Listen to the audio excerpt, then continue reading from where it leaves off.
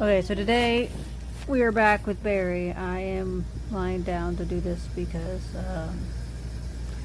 the baby seems to have an objection to any other position. So we're going to try to keep Barry alive again. Please ignore the children in the background. They are entertaining themselves and they need to be quieter, but you know, it is what it is. You're the Stillwater, who obliterated the entire city of Ulmnar with one flick of his fingers? I ask Eden. I am indeed, Eden answers. But didn't that happen like 20 years ago? I say. Just how old are you? Exactly. Eden pauses a bit to think. To be honest, I sort of lost track a few hundred years ago, he says. The calendars have changed at least 5 times since I was born, so I have absolutely no idea what year we'd be in according to the old calendar. The closest approximation I can give you is that I'm somewhere in my early 600s. You're more than 600 years old? I ask him. Yes, that's what I just said, Eden says. Try to pay attention. No! How could you? Flower asks Eden while a tear flows from her eye. How could you kill all those people? What did the people of Ulmnar ever do to you? To me, Eden says. Nothing, but the people of Ulmnar were the first ones who started hunting animals as a sport. They're the sole reason for the whole war that has started between the animals and the humans. They needed to be punished. Punished? Flower asks as her eyes turn red with rage once more. They all needed to be punished? Even the elderly? Even the kids? Who gave you the right, if anyone's? It should have been Eliah's decision to make, not yours. Oh, right. The old fox, Eden says. I'd almost forgotten why I came here in the first place. He turns to me. Barry, Eden says, did you know that the golden fox cast a tracking spell on all of you before you left the Lasathi ruins? Doesn't surprise me, I guess. A tracking spell, I ask. Why would she do that? I do not know, Eden says, but I'm suspecting that she must have taken an interest in you as well. He then starts moving his index finger through the air as if he were pushing some invisible buttons in front of him. After a while, a golden light starts shining brightly all around us, and a hologram of the fox's head appears in front of us soon afterwards.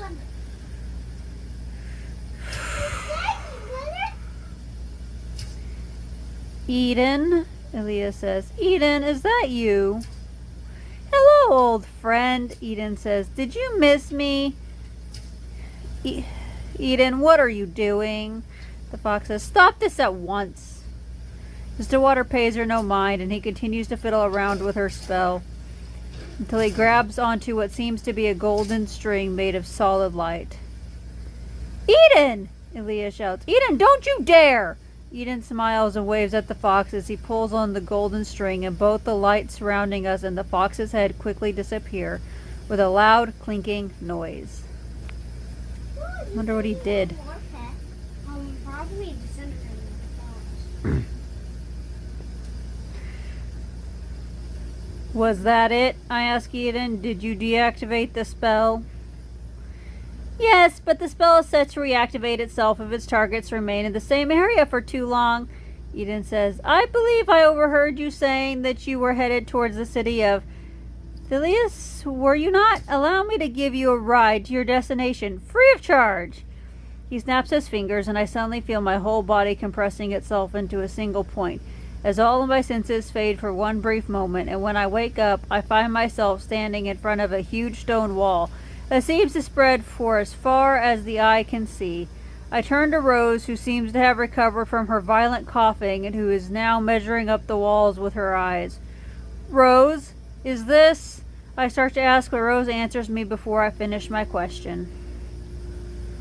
Yes, she says, the city of Thilius. He wasn't lying. He really teleported us to our destination. Rose! Darren shouts as he rushes towards us. Apparently the paralysis effect has worn off because Kate and Hadrick have also gotten up and are now slowly approaching us as well. Rose, are you alright? Darren says, do you need healing? No, I'm fine, Rose says. I only got a big scare out of it. Nothing serious.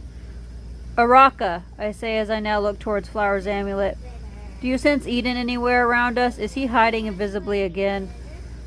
No, he didn't teleport here with the rest of us, Araka says. Could you let us know if you ever sense Eden hiding invisibly around us again, I say. Yeah, sure, no problem, Araka says. Really? I ask surprised. Just like that. Just like that. Araka says, as long as I get to piss Eden off, it's time well spent for me. So I'm guessing you and Eden have a history then? Oh yeah, him and I go way back, Araka says. Is that so? I say. Flower, Kate says as she comes closer. Are you okay?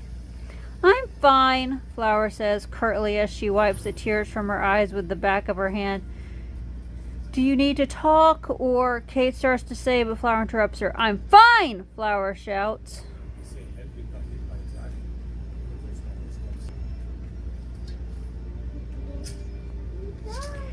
Maybe we should take a small break before we enter the city. We could do that, Rose says. I'm already days ahead of my schedule. A few more hours won't make much of a difference. You hear that, Flower? We can just... I suddenly noticed that the girl moved away while I wasn't looking and that she's currently heading towards the city gates. Hey, Flower, wait up, I say as I catch up to her. Leave me alone, Flower says. Hey now, is that any way to talk to... You there! We hear a city guard shout as he rushes towards us. What is your business here? Identify yourself. It's okay, Ralph, Rose says, smiling. They're with me. As the guard approaches, I see a warning message in front of my eyes telling me not to hurt him because he's a local. I then get the same message for one of the guard's colleagues who remain near the gates. Rose, thank the gods you're back, Ralph says. The whole oil drip situation has only gotten worse while you were gone. The entire Sparrows district has now been quarantined. The guard then looks at each of us in turn. I'm guessing you folks are the ones I should thank for bringing Rose back home safely, he says. You all have my deepest gratitude. Our town would not be the same without her. Is there anything I should know about before heading over to Sparrows district, Ralph? Rose says.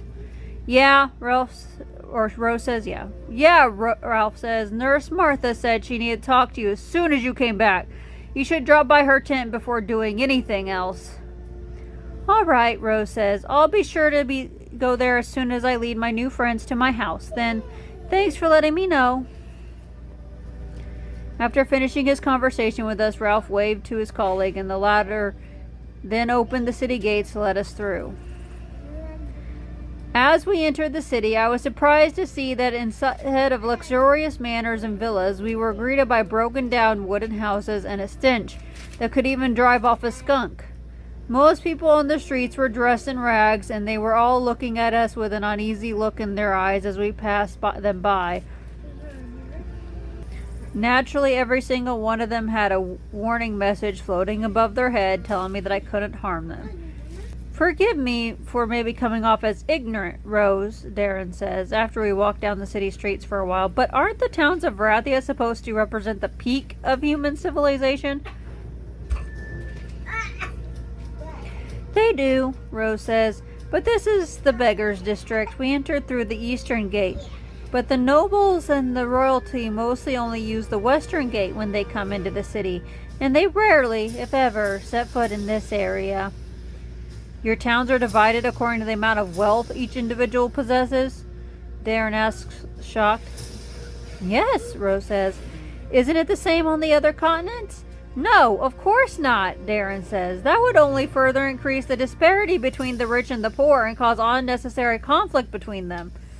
Oh, in Varathia, most of the poor people are too afraid to seek conflict with the nobles because in doing that, they'd only be endangering their entire families.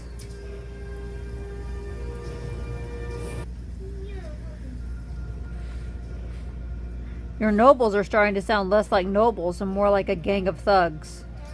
Rose says as she starts to look around anxiously, I wouldn't say those kinds of things out loud if I were you.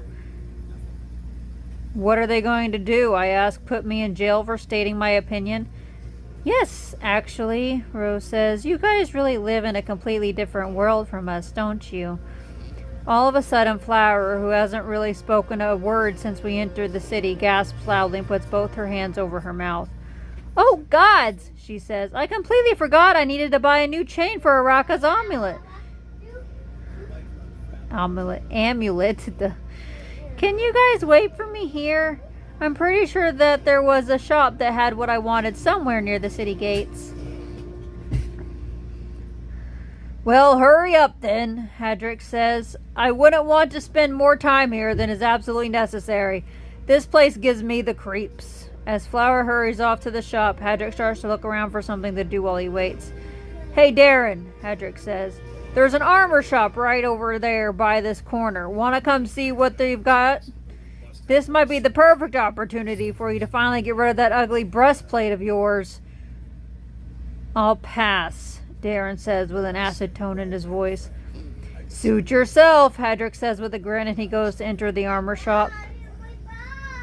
You two really don't get along, do you? Kate asks Darren. I don't know what you're talking about, Darren says. Hadrick and I get along just fine. Right, Kate says.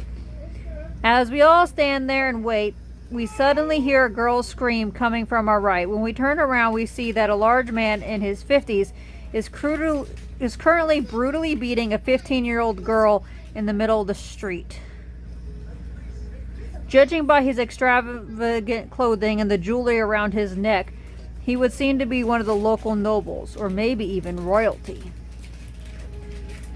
The girl is dressed in rags, but not the sort of rags that would be worn by the people we've seen so far in the Beggars District.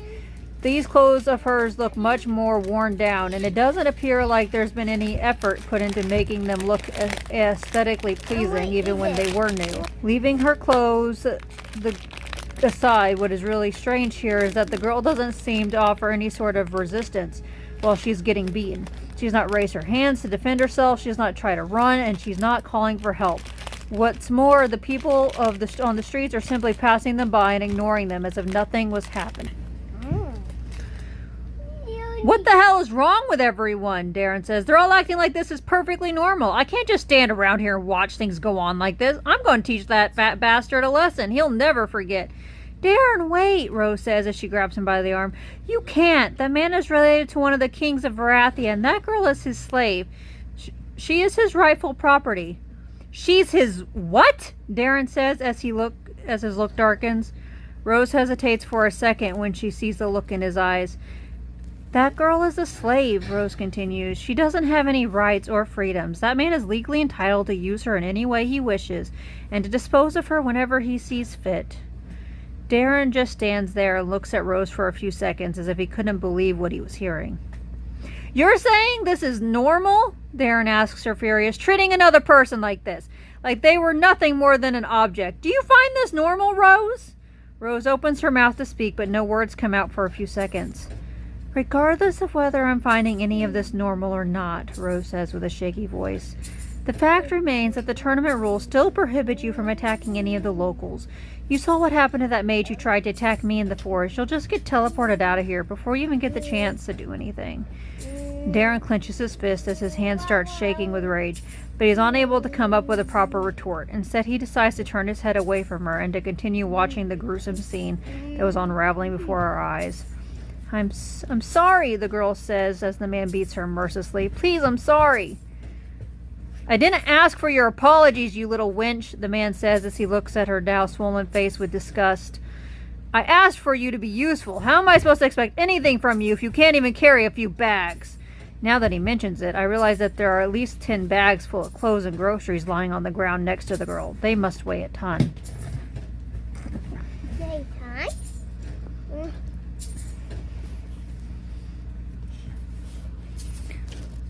Sir, please, the girl begs on her knees. I barely got to sleep at all while I was at the slave market, and I haven't even rested for 1 minute since you bought me this morning. If only you'd give me a few hours to regain my strength.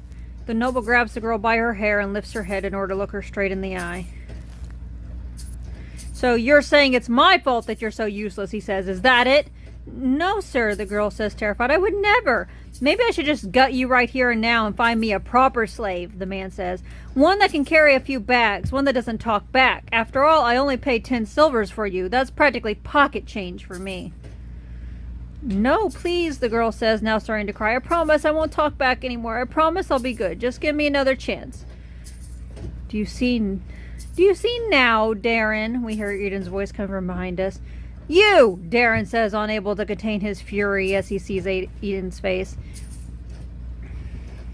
Do you see the true face of humanity you are so desperately trying to protect? Eden says. Take a look around you.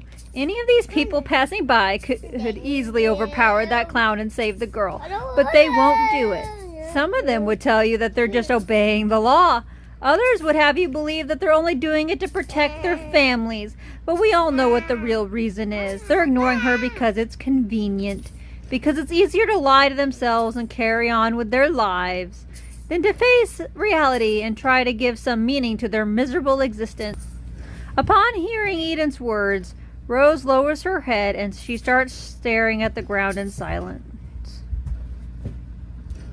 But you're not like them, are you, Darren? Eden continues. I'm sure you would have jumped to save that poor girl in an instant were it not for the tournament spell protecting the noble.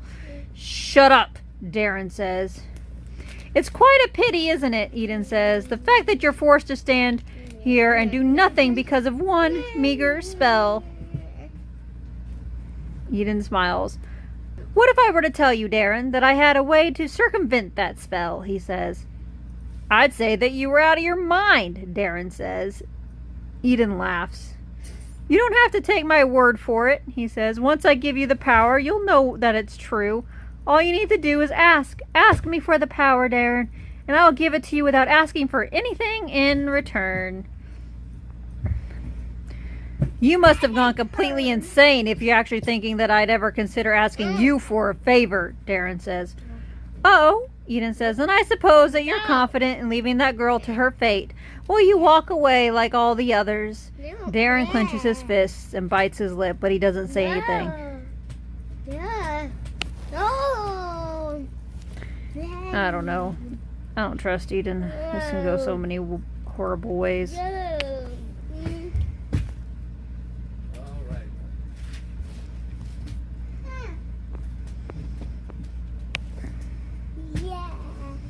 If Darren won't accept the power, then I will.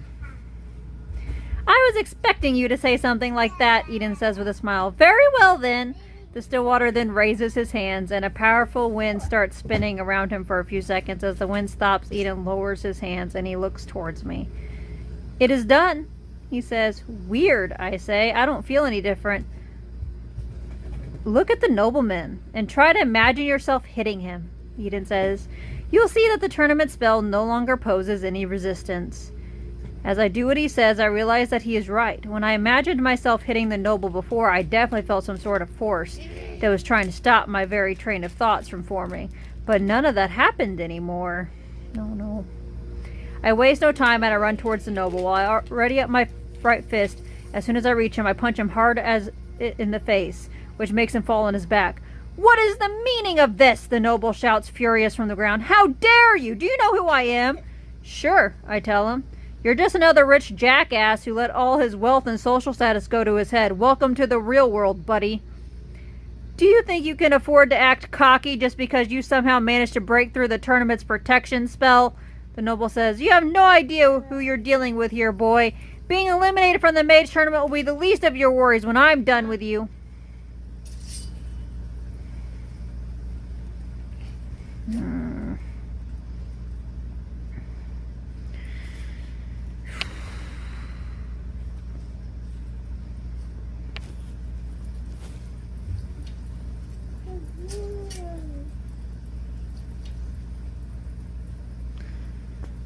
What do you think, Lou? You think I should kill the noble? Or do you think I should just tell him to get lost? Of course you'd say that. Well, I mean, he could do more damage to me if, like, he, goes off and tattles on me. I mean, I'll get eliminated from the mage tournament. My friends might as well. He could come back with friends like the last guy. Not if he's dead. Yeah, I know. Not if he's dead. Fine. Instead of replying to the noble, I calmly take the crossbow out of my backpack. I polish it up a bit and I start loading it. What's this supposed to be? The noble says as he gets up from the ground. Some sort of threat? You're not going to kill me, boy. You don't have the guts for it. You're just a little troublemaker. That's all you are. Do you want to tell me? Do you want me to tell you what we do to troublemakers in Varathia? Not really, I answer the noble as I shoot him in the head with a crossbow bolt. The man dies before he even hits the ground, and as he falls, all the townsfolk who were just walking down the street until now are stopping to look at him, with a terrified look in their eyes. As I put the crossbow in my backpack, I hear a sound of hands slowly clapping behind me. Marvelous, says Eden. You have my sincerest congratulations, Barry, on a job well done. He smiles. Now then, Eden says, if you don't mind me asking, what is your plan for saving the other thousands of slaves in the city? I beg your pardon, I say. Surely you must have realized that this isn't the only slave in Varathia, Eden says. There are thousands more just like this girl who are living through hell as we speak. And you can't even be sure that they'll make it through the day alive. Are you going to save them too, Barry? Eden smiles wildly. Unless, of course, you only plan on saving the ones that cross your path, so you can pat yourself on the back and pretend that you made a difference.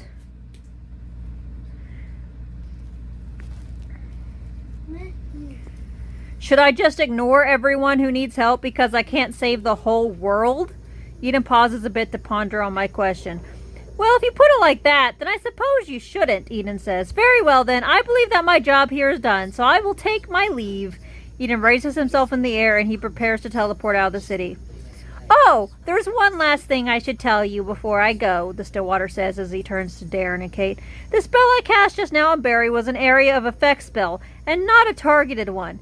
This means that it affected the whole area around me and not just him. So the two of you have been given the same gift as your friend. The effect of my spell lasts indefinitely, so this power is yours to use as you please from this day forward. With this said and done, I bid you farewell. Oh boy.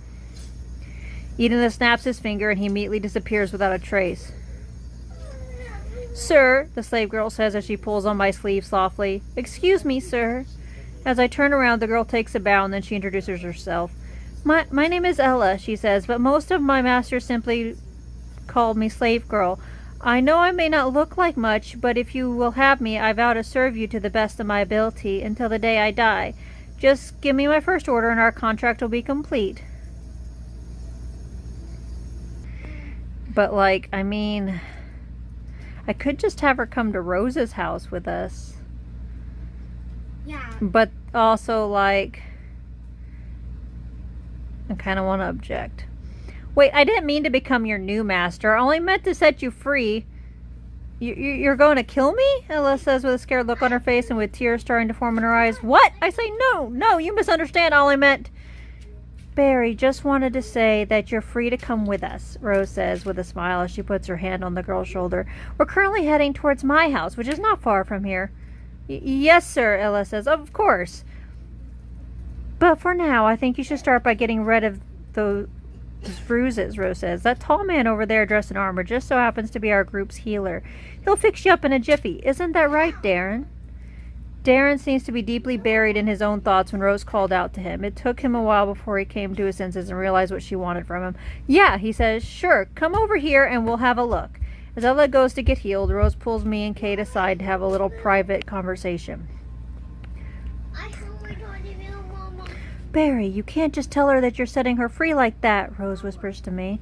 Why not? I ask her. Because slaves are never set free, Rose says. The only case when a slave's master ever says anything like that is when they're about to kill them because they're no longer useful. Yeah, but won't she understand once I've explained it to her more clearly, I say? Rose sighs. Even if the girl understands your true intentions, what would you expect her to do when she's free? Rose asks. She has no home to go to, no family, no friends, no possessions, and to make matters worse, everyone knows that she's been a slave until recently. Even if she would somehow manage to find a place to work somewhere, no one would bat an eye if someone were to kidnap her and make her into a slave again. At most, you'd be giving her a small taste of freedom, which would be ripped away from her after a few days. If you're telling us all this, then I suppose you have an idea of what we can do with her, I say. I do, Rose says, smiling. I'm going to hire her as a maid at my house. I've always been a bit worried about leaving my 2 siblings alone whenever I went away for a long while, so I usually ask my ex-husband to check up on them every now and then. But if I had a maid to take care of things, I'd be so much more relieved. Aren't you worried about leaving your little brother and sister home alone with a person you barely know? Kate asks. Taking into account the harsh training that slaves get these days, I very much doubt that Ella would ever do anything to harm the children, Rose says. It will also be a while until I leave again on such a long journey away from home, so I'll have plenty of time to get to know her and to learn what kind of person she is. Rose pauses. Besides, she says, Darren and Eden both made me realize that I haven't been completely honest with myself until now regarding the way slaves get treated in our society. What Eden said was completely true. I really have been turning a blind eye to this whole situation because it was more convenient that way. I have no excuse. Even if I can't change the way our society works, I can still try to help where I can. Seeing Barry tackle the problem so directly in front of my eyes gave me the courage to finally start doing something about it myself. And for now, the way I can help is to provide a home and a sense of purpose to this poor, unfortunate girl. Okay, you're all patched up now, Darren tells Ella.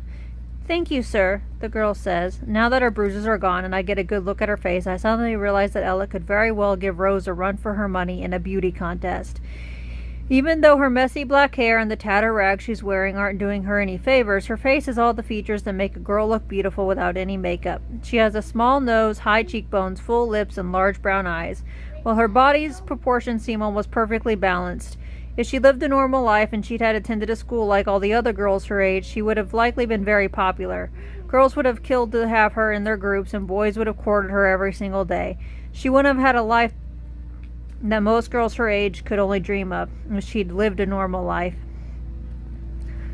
All right then, Rose says as she takes a sideways glance towards all the people who were standing on the side of the street staring at us. We shouldn't linger here any longer. Let's go get Hadrick and Flower. We'll take another route towards my house. When Hadrick saw us enter the shop to call for him, he seemed a bit disappointed. It appears that he would have liked to browse the shop's wares a bit more before leaving. Why did you all come to get me so early? Hadrick asks. Weren't we going to wait for Flower to come back? Some stuff happened, which made us decide to pick another route towards my home, Rose says. We'll tell you all the details when we get there. Uh-huh, Hadrick says. And I'm guessing those details will also cover how you all recruited a new team member in my absence. You catch on fast, Rose says with a playful smile. Name's Hadrick, Hadrick says as he approaches Ella, but most of my friends call me the dwarf. Pleased to make your acquaintance. The dwarf extends his hand towards the girl, but she gets scared and she instinctively jumps back when he gets near her. Ella then looks at both me and Rose, seemingly asking for our approval. And when I nod to her, she hesitantly grabs Hadrick's hand and she shakes it weakly. You've never really met a dwarf before, have you, lass? Hadrick asks Ella with a grin. It's a bit more complicated than that, Rose says. Like I said, we'll go over the details when we arrive at my house. Come on, let's go get Flower. We found Flower a few minutes later on one of the streets we'd taken when we first came into the city. She'd already finished replacing the chain on Araka's amulet, and she was also surprised that we didn't wait for her at the designated meeting spot, but she agreed to postpone her questions until after we'd reached Rose's house. We took a somewhat roundabout way this time around in order to make sure that nobody who saw the earlier scene was following us. As we advanced into the city, the scenery began to slowly change, and instead of broken down shacks, we started seeing more elegant houses and even a few mansions. The putrid smell on the streets was also long gone by the time we'd finally reached Rose's house. To our surprise, despite her previous claims of living in relative poverty, Rose's house was in fact a very large mansion, with 2 floors and a yard the size of a small park.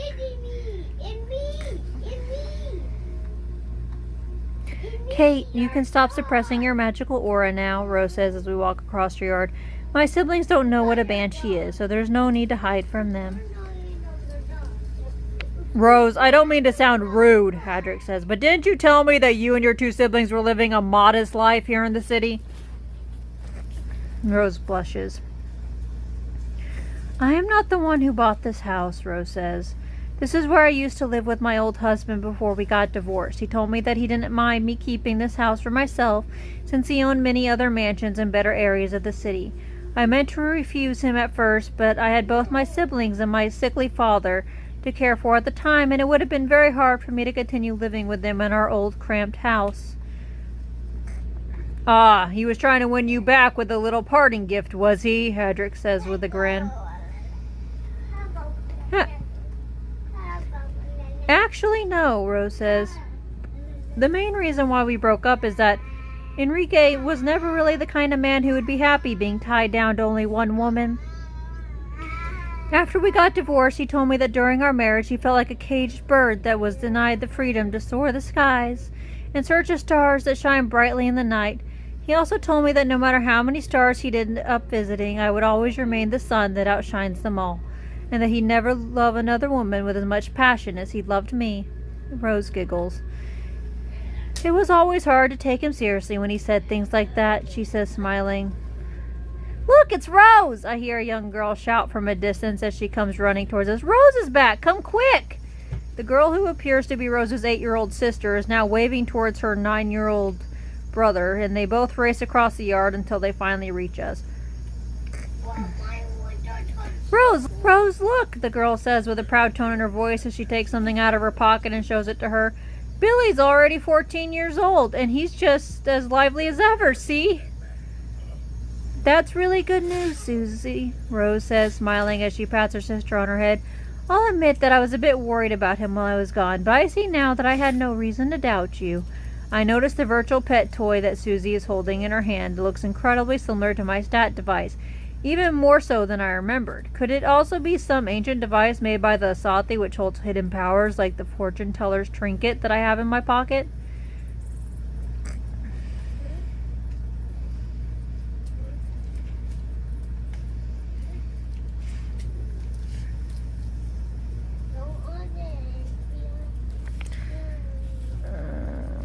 Leave the kid alone, Barry.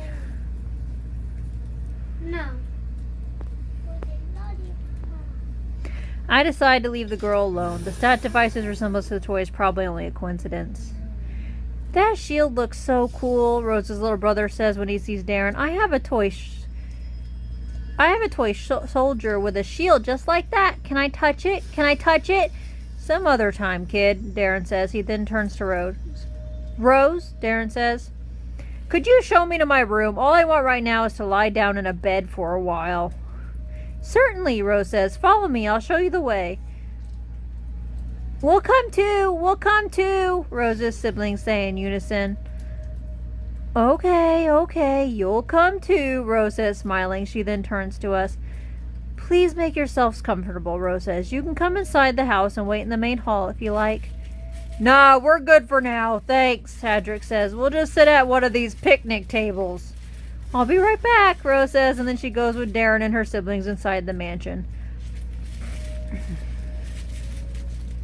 I can't believe this, Hedrick says after hearing all of our story. So you're saying that now Flower and I are the only ones who can't attack any of the locals because we weren't there when Eden cast his spell? Actually, I never had that problem to begin with, Flower says. I'm not participating in the tournament, remember? The spell doesn't affect me. Great, Hedrick says. Just great. Why did I have to enter that armor shop? They didn't even have anything worth buying. Excuse me, Master, says Ella, who is seated right next to me. I don't mean to interrupt, but you haven't given me any tasks to perform since we arrived here. Oh, it's fine, I tell her. Don't worry about it. You can just sit there and rest for now. Yes, sir, the girl says. Instead of calming her down, my words seem to have only made her even more restless. She is now fidgeting nervously and sweating all over as she stares intently at the table in front of her. There you are, Rose says as she approaches us and then seats herself next to Flower. Darren's already unpacked his bags. Would you like me to show you to your rooms? We can do that later, Hedrick says. Ella's been sitting there biting her nails for the past 15 minutes because she doesn't have anything to do. Don't you have any work around the house that you need doing? Oh no, I couldn't possibly make her work so soon after what she's been through, Rose says. She turns to the girl. Ella, Rose says, you can go to sleep for as long as you need, and after you're well rested, I'll give you the tour of the house. Is that okay with you? Ella suddenly jumps to her feet with a very scared look on her face. No. There's no need to give me the test, the girl says. I promise I will work my hardest. I won't disappoint you, I promise. Her sudden outburst had temporarily rendered us speechless as we all paused to look at each other for a few seconds. Ella, nobody is testing anybody. Rose says, please sit down. You must be really tired. Yes, sir, Ella says with a high-pitched tone, almost as if she were about to cry, and she sits herself down again. Rose, what is she talking about, I say? What kind of test is she referring to? I don't know, Rose says. I've never heard of anything like this before. She's talking about the test of loyalty, Kate says all of a sudden. It's a test used to make sure that prisoners don't try to run away from their captors. They used it quite a bit at the beacon. I don't get it, Hadrick says. Why does the girl think that we're testing her? We never implied that we're going to do anything of the sort. Because you're all being too nice, Kate says. That's always how a test of loyalty begins. At the beacon, every now and then, a member of the staff or a complete stranger would start acting very nice and considerate with one of the orphans out of the blue. After some time, when they were sure that they'd gained their trust, they'd suddenly say that they wanted to help them escape.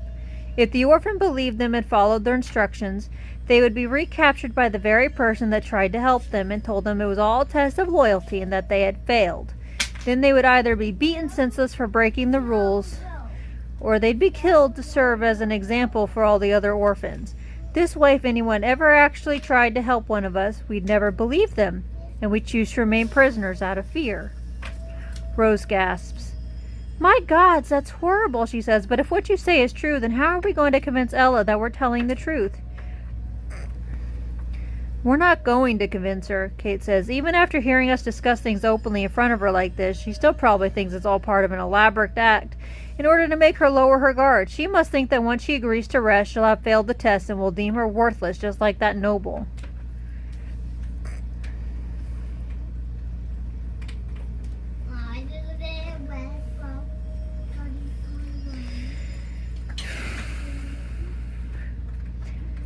Is there anything we can do to make Ella less suspicious of us? I ask Kate. Yes, Kate says. First of all, you're going to have to stop trying to pamper her. It's only making things worse. All right, Rose says with a determined look on her face. She turns to the girl. Ella, you're going to march into the house and bring me a glass of water. The kitchen is visible from the main hall. It's equipped with a sink with running water, and there are some glasses on one of the upper shelves. Did you get all that? Yes, sir, the girl says as she gets up in a hurry. I'll bring it to you at once. As the girl runs towards the house, Rose lets out a big sigh as if what she'd just done had cost her a great deal of energy. I hope I wasn't too harsh on that poor girl, Rose says with a concerned look on her face. We're going to have to think of a way to make Ella get more accustomed to her current situation, Kate says. Ordering her around like this can only serve as a temporary solution.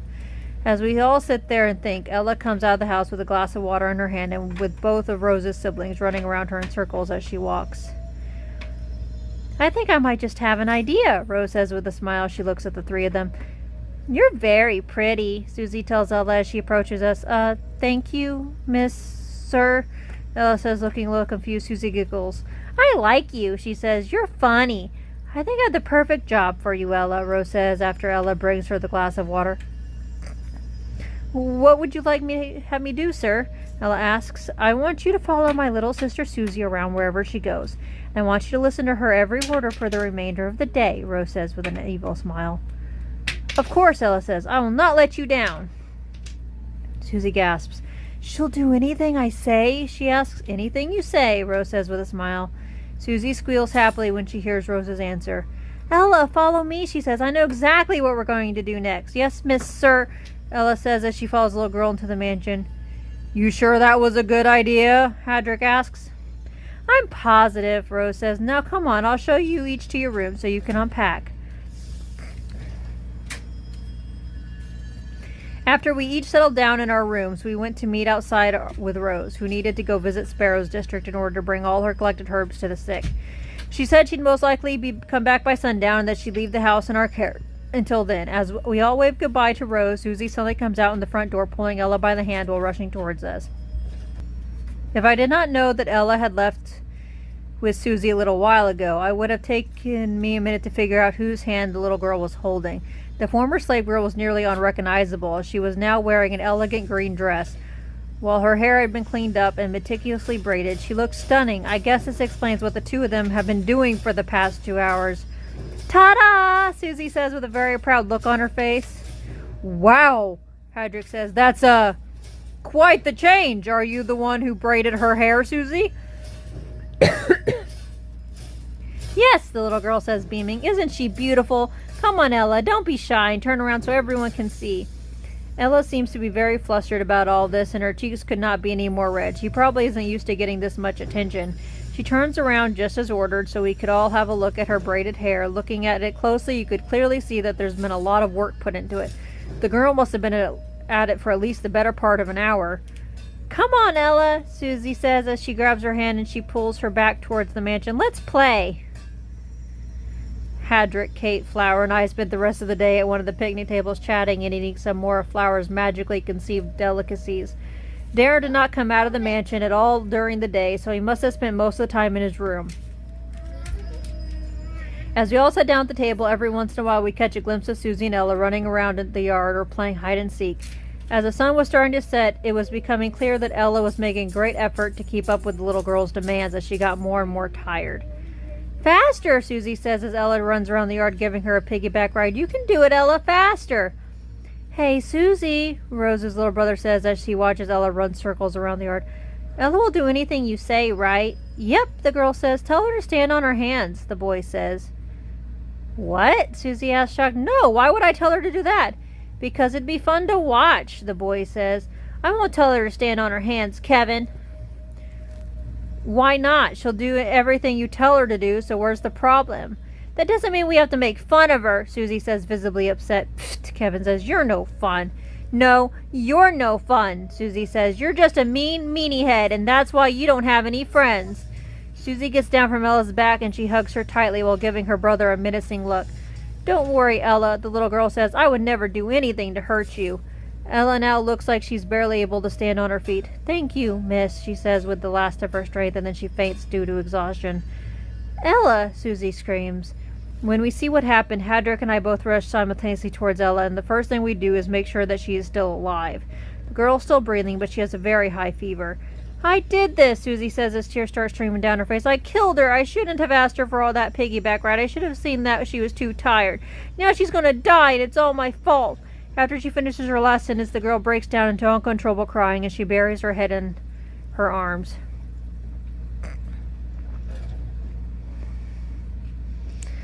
I kind of want to comfort the child, but this person probably needs help. I don't know. Sacrifice child, sacrifice child. Well, the choice is to comfort the child or go get Darren to help her before she dies. Darren to help her before she dies. We don't want anybody dying so far. Yet. He won yet. We want him to die yet. I'll go get Darren, I say. You guys find her an empty room and get her lying on a bed. Hadrick nods to me, and I go rushing through the mansion's door and up the stairs all the way to Darren's room. Darren! I shout as I knock as hard as I can on his room's door. Darren, are you in there? Barry, what happened? Darren asks as he opens the door. Are we being attacked? No, but Ella just fainted from exhaustion. She has a really high fever, I tell him. We need your help. Lead the way, Darren says as he gets a serious look on his face. I take the stairs down and I head towards the empty room that's closest to the mansion's entrance. Since that was probably where everyone else was headed, sure enough, when we get there, we see that everyone was already waiting for us and that Ella was lying on a bed, still unconscious. Why didn't anyone tell her to come to get some rest? Darren says as he casts a healing spell on the girl. She's already exhausted enough when we first met her. We tried to, Kate says, but she wouldn't listen. She was too afraid that if she showed any weakness, we'd discard her without thinking, like that noble. That low-life bastard, Darren says as he clenches his fist. I'd kill him if he weren't already dead. After Darren finished his spell, we could see that the girl's breathing was starting to become more relaxed. I took care of the fever, Darren says, but the fatigue is still there. She'll need to rest for a while in order to fully recover. Oh, gods, what happened here? Rose says as she enters the house and she sees us all standing around Ella's bed. The girl overworked herself and she fainted from exhaustion, Hadrick says. I figured that might happen, Rose says. Is she going to be okay? She's fine, Darren says. She's just tired, but she won't be able to work anymore for the rest of the day. I can still work, Ella says as she wakes up from hearing Darren's words as she tries to get out of the bed only to fall on her back soon afterwards. Ella, you're alive, Susie says, and she hugs her with all her might. You're alive! Master, I can still work, Ella says with a desperate look in her eyes as she tries to get out of bed again but fails. Please, just give me another order. No, Rose says as she frowns at her. You can't work anymore today. You can't even get out of bed. That means that as a slave, you are completely worthless to me now, and that the only fate awaits a worthless slave is death. Ella looks at Rose with fear in her eyes, but she no longer has the strength to fight back. Rose grabs the girl's hand between her palms. She looks her in the eyes, and she gives her a warm smile. But you are not a slave anymore, Rose says. You have no longer been a slave ever since Barry saved you from that noble today. I did not bring you here to work for me as a slave. I brought you here to work as my maid. If I truly considered you to be my slave, then nothing should have stopped me from ending your life when you became a burden to me. You of all people should know this better than anyone. The fear in Ella's eyes is slowly starting to leave her, and it looks as if she's finally beginning to understand what Rose really means. You are free, Ella, Rose continues. You are no longer bound by anyone or anything. You can go wherever you want and do whatever you want for as long as you want. You don't have to listen to anyone's orders ever again, and you can make your own choices without living in fear. Rose pauses. But if you allow me to make a selfish request, Rose says, I would be very grateful if you chose to remain here. I don't have a lot of money to give you, and the kids will probably drive you mad half of the time. But Susie has already gotten very attached to you, and I think she'd really miss you if you were gone. I can't promise you that you'll have a good life here, but I can promise that we'll try our hardest to make you feel at home. Ella, would it be too much to ask of you to keep working for us a while longer? No, Ella says as she looks like she's about to cry. Of course not. I would love to keep working here. My time spent here has been the happiest of all my life. I don't want to leave. I promise I'll work hard and I'll never betray your trust. Then our contract is complete, Rose says as she smiles as she shakes the girl's hand. You can start working chores as soon as you're fully recovered. But if you're really keen on not slacking off today, you can still play with Susie. I'm pretty sure that she's not planning to leave your bedside anytime soon. Now that Rose had finally managed to put Ella's worries to rest, we decided to leave her alone with Susie so that she could take her mind off of her work for a few hours. Since it was getting close to bedtime, we each started heading towards our own rooms and said we'd meet up again in the morning to plan what we wanted to do next. Before going to bed, I took a nice long bath in one of the many bathrooms available in the mansion. It was nice to bathe in hot water for a change, after all those days of washing in cold lakes and rivers. As I entered my room, my stat device started beeping loudly. It's been a while since I've gotten any new points to spend on my stats. I need to be extra careful with what I choose to upgrade this time, because at this rate, who knows when I'll be getting the next batch of points. I take the device out of my pocket and start thinking how to make the best use of these points. I think Mary went to heaven. And I'm back. I only get 2?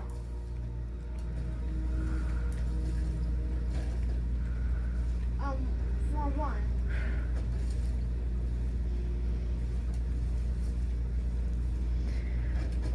Well, I know I need Can I help speed, you, Juice? but I also need premonition, because those were the things that I failed most recently. Question is do I spend 1 point each, or do I spend 2 in speed because it's lower? I say 2 in speed because it's lower. You think so, huh? Mhm. Alright, Lou. I'm trusting you. And what would happen if you got 4 out of 4 on every single one of your stats? Would you ever fail? Well, you was getting 4 for a while, and now I'm getting like none. Knock, knock, Rose says while standing near the door. She sees me focusing intensely on my stat device. Am I interrupting something? No, I was just about done, I say as I put my stat booster back in my pocket. It's a good thing that you didn't go to sleep yet, she says as she walks into my room carrying a tray full of muffins. I know that these muffins will not compare to anything that Flour can cook up, but I really wanted to show you my appreciation for what you did today, somehow. She places the tray on a small table near my bed, and she seats herself on the bed beside me. These are really good, I tell her after I take a bite, but there was no need to go out of your way to make them just for me. I don't remember doing anything special. You're the one who came up with the idea to have Ella spend her day with Susie. You're the one who finally managed to calm her down, not me. You know very well what I'm talking about, Barry, Rose says. I'm talking about the moment when you took it upon yourself to save that girl's life, despite the enormous risks and dangers that you put yourself through because of it. Oh, there's no need to thank me for that, I say. I only did it because it felt right to me at the time, not because I wanted any reward. I know, Rose says, smiling, and that's why I'm thanking you. Your selfless actions are what gave me the courage to finally start addressing the problem that I've been trying to ignore for all these years. Seeing that girl's face light up when I told her she could stay here made me happier than any other reward ever could. After all these years, I finally feel like I'm starting to make a difference, and it's all thanks to you, Barry. All of a sudden, Rose looks away from me as if she just remembered something. Maybe we shouldn't be sitting here talking like this, Rose says. I wouldn't want to give Kate the wrong idea about us if she wanders by. Hold on. I think you're the one who might have gotten the wrong idea, I say. There was never anything going on between me and Kate. Honest. I didn't feel my heart racing at all when I met her, unlike the time when I first saw you. Rose blushes when she hears what I said. You felt your heart racing when you first saw me? Rose asks me, do you still feel that way about me now?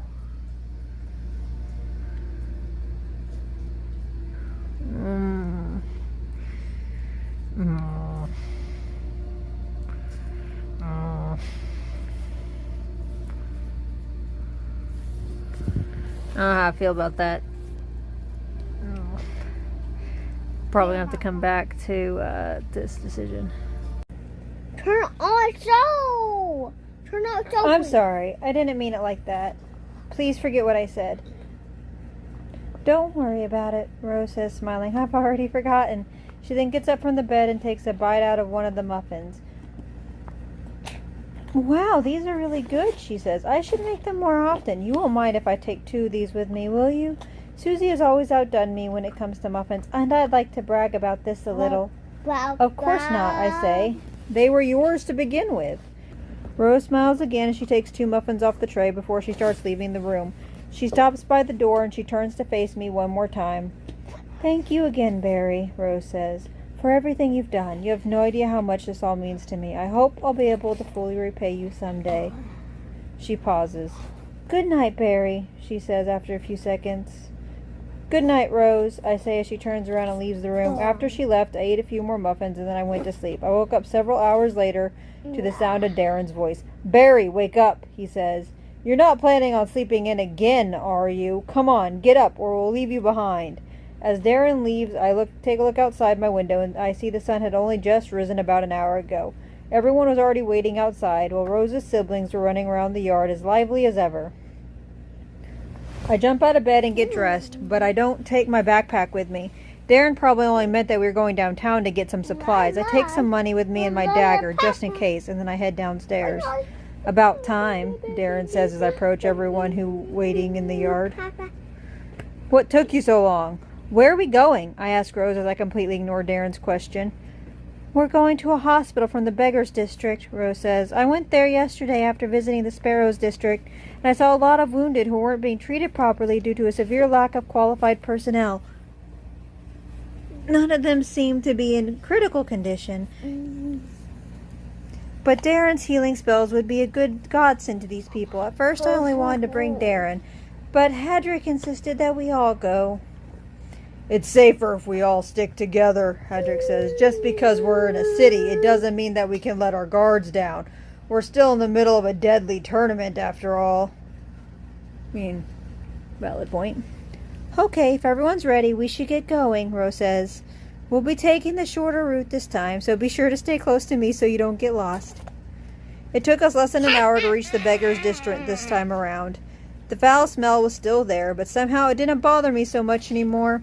Maybe I got accustomed to it in the meantime. Rose, Kate says as we travel through the Beggars District, are you sure it's a good idea to be alongside us right now? We may well have become wanted criminals in the city after yesterday's incident. Oh, you don't need to worry about me, Rose says. A few years ago, our king enacted a law that prevents us locals from being incriminated by simply associating with criminals from other continents. Since Varathians aren't prone to associating with outsiders in general, it is assumed that when they do, it is because they are being held hostage. The Gnome King has enacted many such laws that protect us from harm over the past few years. He is seen as the king of the people, and many look up to him because of that.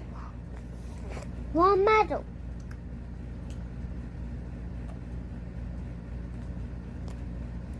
Hostages. Has the spell protecting you from outsiders malfunctioned before now? The spell that they used to prevent you from attacking us has never been used before, as far as I know, Rose says. I don't know how they managed to do it for this tournament, but I'm supposing that they either cooperated with a very talented mage, or they somehow got their hands on a powerful new device.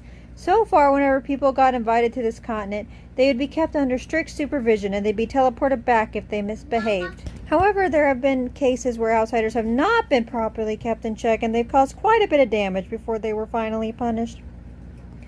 You said earlier that this king of yours is a gnome, Hadrick says. Did I hear that right? Yes, you heard me right, Rose says. Are we talking about the same kind of gnomes here?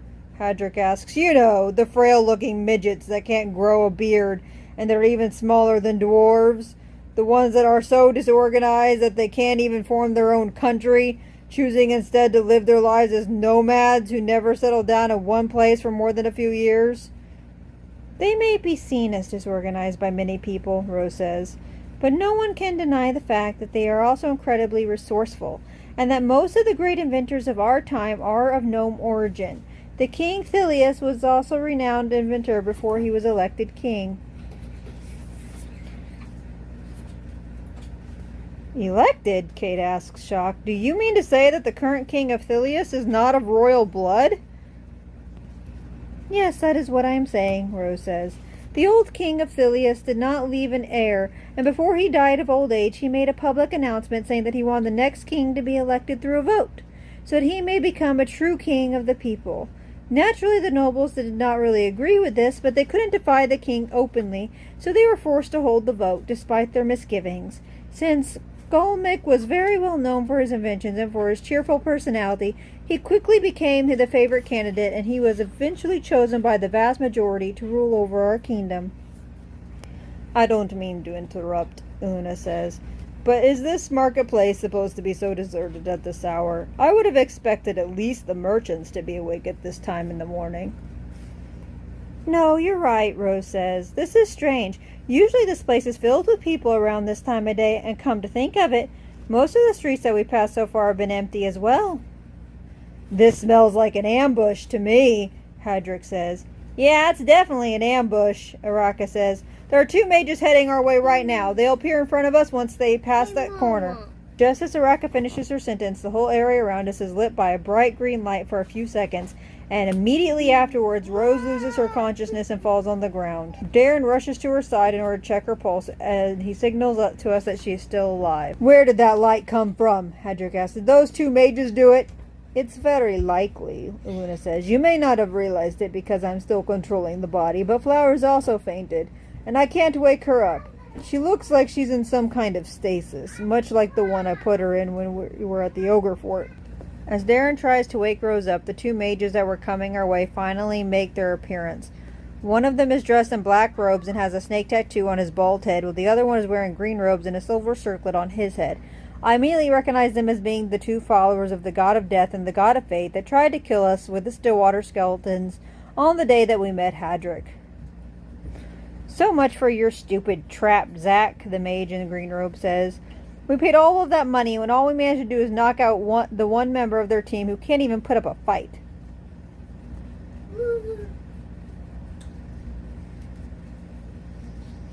Silence, fool, Zach says. The merchant warned us that the trap had a low chance of success against trained mages, and we didn't just get one of them, we got two. If you look closely, you can see the little girl is actually a fusion of two souls. We managed to put the host in a dormant state while the banshee is still keeping control of the body. You, Darren shouts at the two mages. How are you still here after hurting Rose? Why didn't the tournament spell send you back? I would ask you the same thing, healer in armor, says the mage in green robes. Didn't you or one of your friends kill a local yesterday? That is what it says on this poster, after all. He takes a rolled up poster out of his sleeve and he unfurls it in front of us so we can all see its contents. On the piece of paper, we see some poorly drawn sketches of me, Darren, Kate, and Eden, along with a title that says Wanted, Dead or Alive. Darren, the healer in armor, and his accomplices for the murder of the Earl of Ullander. The reward on our heads is a local currency that I'm unfamiliar with, but I'm guessing they're probably offering a lot of money given the circumstances. We just happened to see this poster yesterday while we were looking for a few bounties to kill some time, the mage in green robe says, and we quickly agreed that it was no mere coincidence, but the hand of fate that was guiding our actions. It wasn't fate, Zach says. It was the god of death himself who was giving us another chance to make up for our miserable failure from last week. This time we'll make sure to send you all to your graves in the name of my god. How did you know we'd be here? Kate asked them. It's all thanks to your friend over there, the green-robed mage says as he points towards Rose. Some beggar overheard her telling a nurse in the hospital that she'd be bringing a skilled healer to tend to the sick. He sold us the tip for a reasonable sum, and we arranged the emptying of the streets together with the local guards, in case the healer in question was indeed the one we were looking for. Now then, Zach, you should just stand aside while I deal with these weaklings. I alone should be more than enough to finish them off. No, you're not, Darren says. We already know that your god specializes in illusions. Illusions are useless against enemies who already expect them. Are you sure about that healer? The green-robed mage says, and all of a sudden hundreds of clones of both him and his ally fill the entire marketplace around us. You haven't moved from your original position, genius, Darren says as he dashes towards them. I know which one is the real you. As Darren reaches the two original mages, he slashes his swords and cuts through them both in one strike. Instead of dying, however, the two mages simply fade away into the air. What is the meaning of this? Kate asks. If those two were in fact illusions, then does that mean that the real mages were hiding invisibly when they cast the illusion spell? Araka, I say, why didn't you tell us that the mages were invisible? Because they weren't, Araka says. If anyone were to hide anywhere invisibly, I would have sensed them. Then how do you explain the fact that the ones we were seeing were in fact illusions, I ask. How am I supposed to know that, jackass? Araka says. Figure it out yourself. Can you at least figure out which ones of these are the originals? No, Araka says. I never bothered to learn how to tell the difference between clones and originals, because whenever someone would cast a spell like this against me, I would simply use a spell of my own to destroy them all at the same time. And that would be the end of that. Does anyone have any idea why none of the clones have attacked us yet? Hedrick asks us. They're just standing there, smirking like a bunch of morons. Do you think they're waiting for something?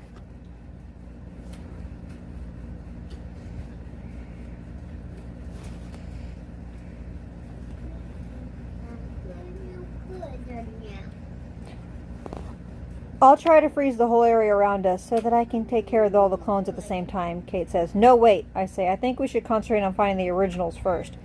You think that destroying the clones might trigger a trap? Kate says. I don't know, I say, but the fact that the clones are not moving at all makes me think that they are at the very least waiting for something. As long as they're not actually doing anything, I think we should take advantage of the situation and try to figure out their trick before we engage them openly. Wait a minute, Araka says. I think I got it. Did you find out which ones are the originals? Kate asks. No, but I found out what kind of illusion spell they are using, Araka says. This is actually one of Memphir's favorites. No wonder he started teaching it to his followers. Memphir, Hedrick asks. Was that the name of the god of fate? Yeah, that's him, Araka says. The spell is designed in such a way that when all the illusions get destroyed, the attackers get hit back with all the spells they cast to slay the clones. I always used to fall for that stupid trick. How can you tell that it's the exact same spell? I ask her. If you pay close attention, you'll see that all the clones have an easily recognizable signature in their magical auras, Araka says. The flow of their auras has a sort of slithering motion to it, kind of like a snake moving in the grass. Do you get what I'm saying? Yeah, I think I get it, I say. Hey, I think I can see it too, Hedrick says. This is great. Now we just need to see which one of them don't carry this signature and we'll know who the originals are. Uh-huh, Araka says. Good luck with that. Why are you saying this, Kate says. Because I already checked. Twice. None of them are the originals. Are you saying that the real mages were never actually here and they just cast the illusion spell from afar? Darren asks. No, Araka says. I've been monitoring the whole area around us ever since I noticed that the streets were empty, and I guarantee you that the only mages who were close enough to cast an illusion spell on us were the two that ambushed us. But that makes no sense, I say. If those two were the real mages, then what happened to them? Did they just turn into illusions as well when they cast the spell? Suddenly an idea comes to me. Wait, I say, I think I may be onto something, but I'll need some confirmation before I'm sure. Aluna, check my thinking. Could this all be an illusion? Not just the clones before us, but the whole world around us too, you know, like that time with the shaman? No, that's impossible, Luna says. If a mind-affecting spell of that caliber had been cast on us, then there should have been a visual effect of some sort, for all of us to see, in the same way that the underground caverns were filled with smoke when the shaman cast his spell. There was no such... Luna pauses for a second as realization dawns upon her. The green light, she says. Of course, I should have realized it immediately. This also explains why their so-called trap affected Rose. It's because the reverse is what actually happened. Their mind-affecting spell could not target Rose, and so it appeared to us as if she'd been rendered unconscious. It's probably the same for Flower as well. Great, Darren says. So we're back to square one then. We need to find the real mages so we can kill them and get out of the illusion. No, we don't, Aluna says. We only needed to do that with the shaman because he trapped himself in the illusion with us in order to prevent us from escaping, remember? Since the mages are not actually here with us, it means that this illusion's main purpose was not to kill us, but to buy time so they could kill us in the real world while we were defenseless. This leads me to believe that time is flowing at the same speed here as in the real world, which is different from what we experienced in the shaman ritual. Oh gods, Kate says. If that's true, then it means that Flower has been fighting the two mages by herself in the real world all this time. Most likely, Luna says. We need to get out of here quick. Everyone close your eyes and start visualizing the moments before the mages cast the illusion on us. You need to do this with the conviction that the image in your head represents the real world, that you want to return to it. If we all do this at once, we'll break the illusion's effect over us. We all close our eyes and start doing as Aluna said. As I get a clear image of the city streets in my mind, the image starts to become clearer and clearer until I feel myself getting pulled into it. And suddenly I realize that my imagination had become reality without me even noticing it. As I open my eyes, I see myself standing in the middle of the street, but everything looks like a lot different from how I remembered it. There are craters all around us. The walls from the houses on the side of the street have all been charred, and there's a huge skeletal dragon standing right in front of us. Rose is on her knees crying, and Flower looks like she's barely able to stand on her feet, but she's staring at the dragon defiantly. She is bruised all over, and her clothes are a complete mess, but there's a very intimidating aura surrounding her. Feeling as if it were made from a fire hotter than that of her elemental magic, when Flower senses that we finally awoken from the illusion spell, she turns to us and she gives us a tired smile. You broke the spell, the girl says. I knew you could do it. I knew it. She utters the last words. Flower's eyes slowly close and she drops to the ground unconscious. Darren is now hurrying over to her side in order to shield her from the dragon in case it decides to strike her while she's down. She was so reckless, Rose says as she's holding back her tears. She never stopped fighting, even after she clearly exceeded her limits. She was desperately trying to protect you, even at the cost of her own life. It's all right, Aluna says as she takes control of the girl's body, but she doesn't get up from the ground. The girl only fainted due to exhaustion. She's not going to die. Do you see what you've done now, fool? Zack the Necromancer tells his ally. If your useless god spell had worked properly like you said it would, we wouldn't be in this mess. Don't you dare pin this on me, the mage in green robe says while he's sweating all over, looking as if he were about to faint from exhaustion as well. My spell was never designed to work against fusion souls. It just targeted the souls that was controlling the body at the time and left the other one alone. There was no way I could have prevented it from happening. You're the only one to blame for this, you stingy bastard. Declan, shush. If you had just used that Stillwater summoning spell of yours when I told you to, they would have all died within seconds. Be quiet, heathen, Zack says. I can only cast that spell once a day. It would be an insult to the great god of death, Ulrich, if I were to waste it one daily use so early in the morning on the likes of them. Are you kidding me? The green robe mage says. Do you have any idea how much magical energy I needed to spend in order to keep them in that illusion for so long? I had to cancel all of my protections 2 hours ago, just so I'd be able to cast the damn spell. I don't even have my magic shield on right now. Just as the green robe mage stops talking, an ice cone passes straight through his head, and soon afterwards he falls on the ground lifeless. Thanks for letting me know, Kate says. You wench, Zack says, furious. Do you have no honor? It's his own damn fault for not paying attention during a fight, Kate says. And you don't talk to me about honor. You would have done the exact same thing to us if Flower hadn't protected us while we were defenseless. Don't you lecture me, wench, Zack says. There's no need for honor when killing irredeemable heathen such as yourself.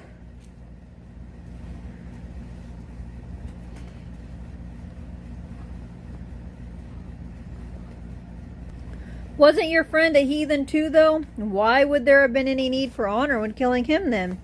Because unlike you, he was actually serving the god of death's cause, Zack says. You, on the other hand, are so beyond salvation that you can only serve him through your deaths. It is therefore my duty to send you to him before you stray even further from the righteous path. Luna, can you move? No, Luna says. The girl pushed her body way beyond its limits while we were in the illusion. I can feel an ache coming from every single bone and muscle, and I can't even manage to move one finger. Her body is bruised all over, her clothes are a mess, and Araka's amulet is... She pauses for a moment, and all of a sudden we hear a crack coming from the amulet around her neck. Oh no. Ha ha ha ha! The amulet cracks again, this time a lot more violently than before, and Araka's laughter intensifies even further. Ah ha ha ha! Suddenly the amulet breaks completely, and a dark aura envelops Luna as the girl's body slowly raises itself into the air in an upright position. A very powerful wind is now blowing in our faces, pushing us all away from her when the sky is becoming darker and darker by the second. The girl's eyes are now slowly turning from bright blue to pitch black as she grins wildly while looking at each of us in turn. So this is what you all look like in the flesh, Araka says. It was kind of hard to tell from inside the amulet going by magical sense alone. How you people can get by every day without being mistaken for a circus troupe is beyond me. You're one to talk, Hedrick says. You do realize that you are literally dressed like a clown right now, don't you? Raka grins evilly at Hedrick. Dwarf, she says, are you sure it's a good idea to be standing there cracking jokes? Shouldn't you rather be buying me that beer you owe me? I could really go for a drink right about now. That and mass murder. I'm still not sure which one I should be starting with. Flower, Kate says weakly. What happened to Flower? Where are Flower and Luna? Oh, they're dead, Araka says, or should I rather say absorbed. What happened is that I merged with their souls when I took over the body. They're both part of me now. So they're both still in there. Somewhere. Well, I guess you could say that, Araka says, if you want to be all technical about it. But the fact of the matter is, monster! Zack shouts all of a sudden while pointing towards Araka. Abomination! Begone, foul demon! Suddenly the skeletal dragon, which had not moved an inch since we escaped the illusion, flaps its wings and rushes towards Araka, roaring loudly. Just as it reaches her, the dragon explodes into 1,000 tiny pieces that get scattered throughout the whole area around us. Really now? Araka says. As the dragon's bones fly in all directions, the ground begins to shake, and several skeletons start to slowly rise from it. It doesn't take me long to realize that this is the necromancer's doing, and that all of the skeletons standing in front of us are still waters.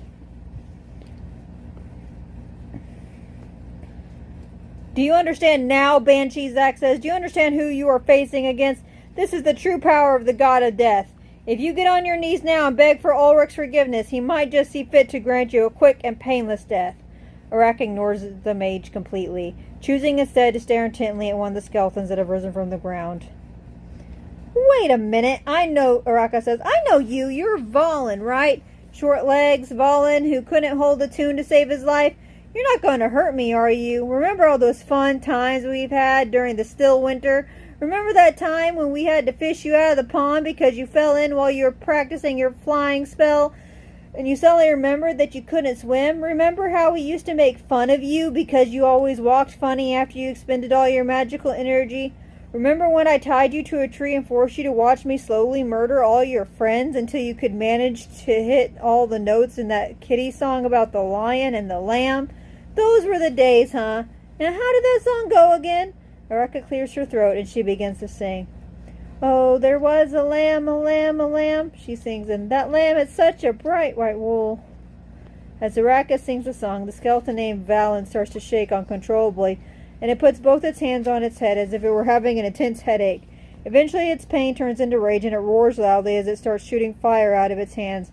The fire simply brushes off Araka's magical shield, and she acts as if nothing happened, continuing to sing her song. Why are you just standing there, you fools?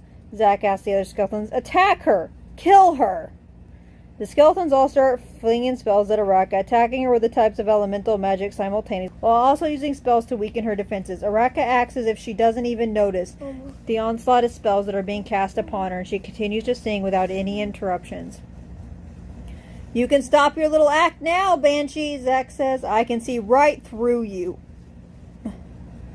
Even if you are acting calm and collected, the reality is that you can barely even withstand the barrage of attacks that are being flung against you, and you have no means of fighting back. Since my skeletons are now fully protected against sonic attacks, you could say that they have become near indestructible. There's nothing you can do to hurt them.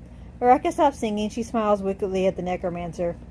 Oh, they are protected from sonic attacks, you say, she says with a mocking tone, as the skeletons continue to attack her with everything they've got. How impressive! Truly you are a mage among mages, but tell me, necromancer, did you consider shielding your puppets from pebbles as well? What kind of question is that, you little... Zack starts to say, but Araka doesn't give him a chance to finish the question.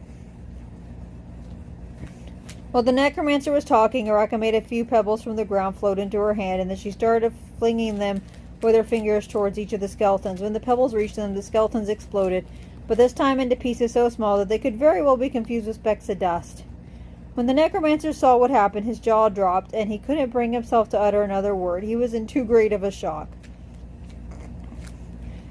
Yeah, you go ahead and wrap that up and then send it back to Ulrich as a present, Araka says as she gestures towards the piles of dust on the ground.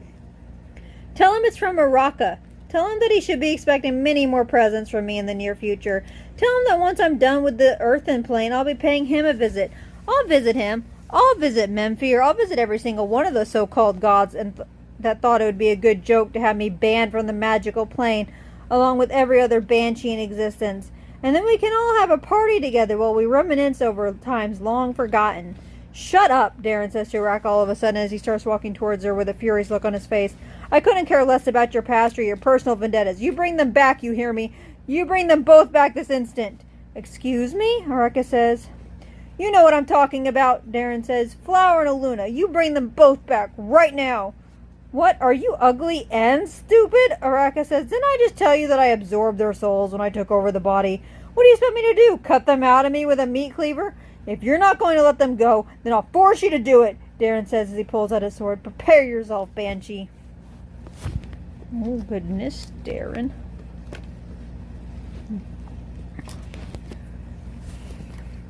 So, mass murder it is, then, Araka says with a grin as Darren rushes towards her. Before he even takes 3 steps, Darren suddenly starts to wither like a plant at an incredibly rapid pace within seconds. The only thing that left of him is his armor, as the rest of his body has been completely turned to dust.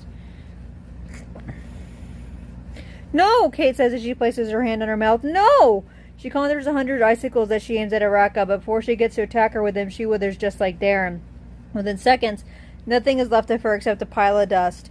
No! Rose shouts as she starts to cry. Please stop, please! What's the matter, Hadrick? Araka says as she grins wickedly. Aren't you going to show me that giant's fighting spirit of yours that you like to brag about so much? I'm right here. What are you waiting for? I'll show you fighting spirit, you arrogant old hag, Hadrick says as a trickle of sweat runs down the side of his forehead and he rushes towards Araka with his fist at the ready. Just like the 2 before him, Hadrick quickly turns to dust, and all that remains of him is his leather armor and boots. Please, Rose says again, this time with a much weaker voice than before.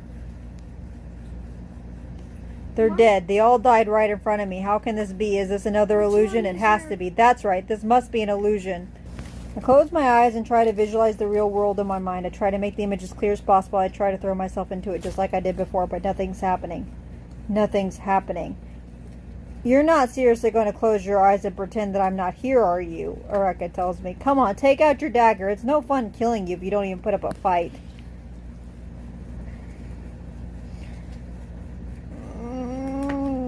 I'm gonna die. Don't die, Mama. Don't die. I'm not going to give you that satisfaction, Araka says. I was actually going to kill you slowly in order to torment your friend over there, but it's just not the same thing if you don't plan to fight back. She then waves her hand towards Rose, and she kills her in the same way that she killed all the others. Well, it was a fun little trip while it lasted, Barry, Araka says. This trip might end for you today, but don't worry, you'll always live in my memory. She waves her hand towards me, and I can feel every part of my body drying up quickly as my vision starts to blur. Araka's words are the last thing I hear before I completely lose my consciousness. So long, Barry, Araka says. It's been a blast. How do I prevent that?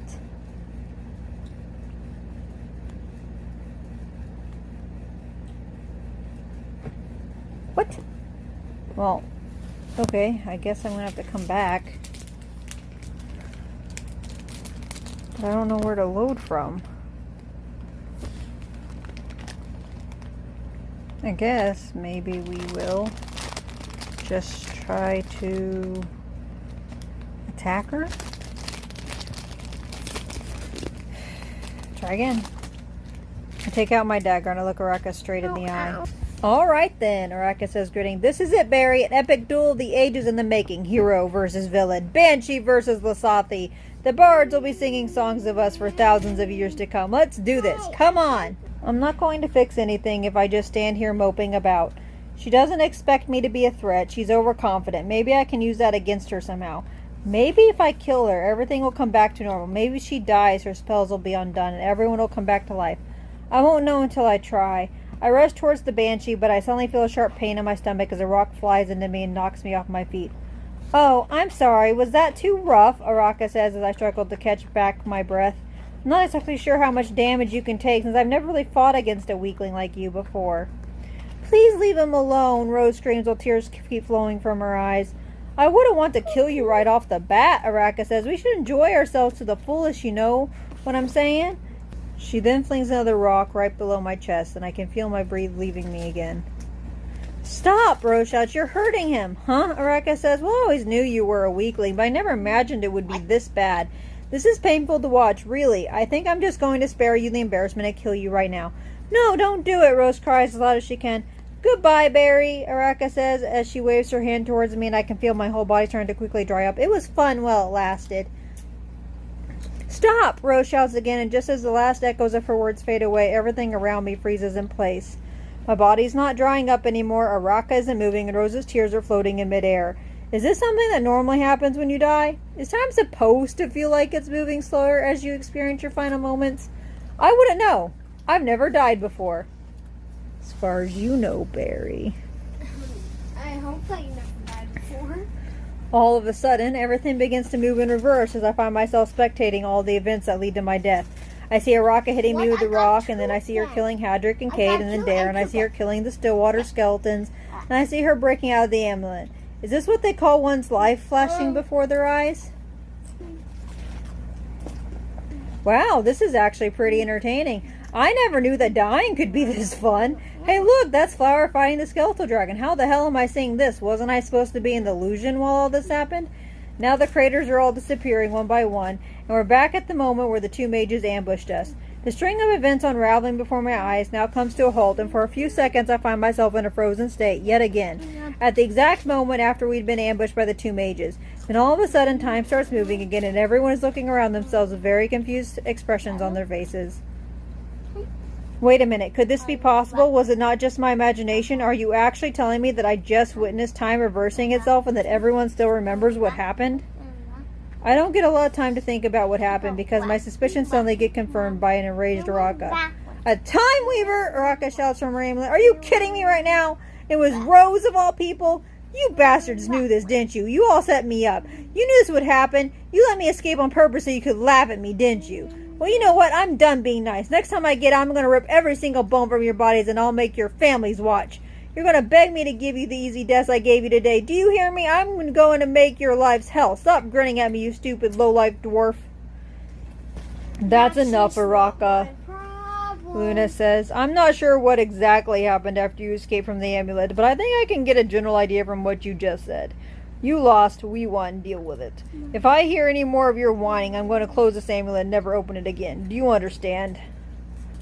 Araka doesn't say anything, but I don't need to see her face to know that she must be fuming right now. I'm alive? The mage in green robe says, but how? It was the winch, Zack says as he points towards Rose. I saw it all happen before my eyes. She reversed time. Do you know what this means? Do you know what it would mean if any of our gods could get a hold of this kind of power? Before the green robe mage gets a chance to answer the question, a cone of ice flies straight through his head, and he dies instantly. Your friend really shouldn't have told us that he canceled all of his protection spells 2 hours ago, Kate tells the necromancer. That's just begging to be killed over and over. I don't care about that sad excuse for a mage anymore, Zack says. What I care about more than anything now is the woman you are traveling with. Hand her over peacefully and I'll make your deaths with. It's a tough decision to make, Hadrick says with a grin, but I'm afraid we're going to have to turn down your generous offer. So be it then, Zack says, and he starts summoning his Stillwater skeletons again. Oh, no, you don't, Hadrick says, and he rushes towards the necromancer in order to kill him before he completes the spell, but one of the skeletons, who had only gotten the upper half of its body out of the ground, casts a powerful wind spell, which sends the dwarf flying back towards us. Rose, get to safety, Darren says. The necromancer and his skeletons may not be able to harm you due to the tournament spell, but the same can't be said for us. If you stay too close to us, you'll risk getting caught in the crossfire. Okay, Rose says as she heads toward the opposite end of the market square. Once the skeletons have fully surfaced, 2 of them start attacking us simultaneously with a flurry of fire and water spells, while another one creates a magical barrier around him and all the other Stillwaters.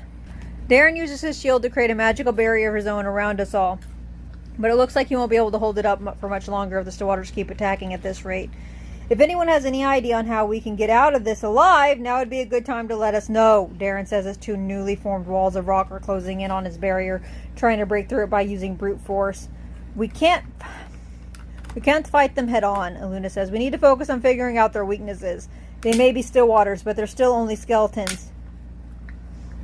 If we examine them carefully, we're bound to discover a thing or two that we can use to our advantage. Well, I'm not trying to rush you or anything, Darren says, but I doubt I can hold this barrier for another minute. Realistically, it'll probably break a lot sooner than that. So yeah, if you're planning to look for weak spots, you'd better do it quick. Aluna is right. Even if they are Stillwaters, their frail undead bodies are bound to leave them with a few exploitable weaknesses. Azarius has shown us this much. Even if the necromancer has learned from his past mistakes and shielded them from sonic attacks, there still should be something we could take advantage of. Not to mention that the necromancer spell only lasts 5 minutes and is limited to 1 use per day. So barring any more unexpected time reversals, we should be in the clear if we manage to hold out for the entire duration of the spell. As I examine the skeletons carefully, I notice something peculiar about them. Even though their auras feel similar to that of Eden, their magical energy feels as if it were leaking out of their bodies at a very fast rate. If I were to venture a guess as to why this is happening, I would say it's most likely because their new bodies cannot keep up with the tremendous amount of energy they have at their disposal. I'm honestly surprised that my stat device isn't reacting to any of this. I would have expected it to be beeping like crazy by now. Take out my stat booster to look at it and find to my surprise that even though I don't have any new points to spend, there is a flashing message in the corner of the screen saying, "Emergency mode available. Tap here to activate." Emergency mode? Is this something that can only be activated when the device gets access to a great amount of energy?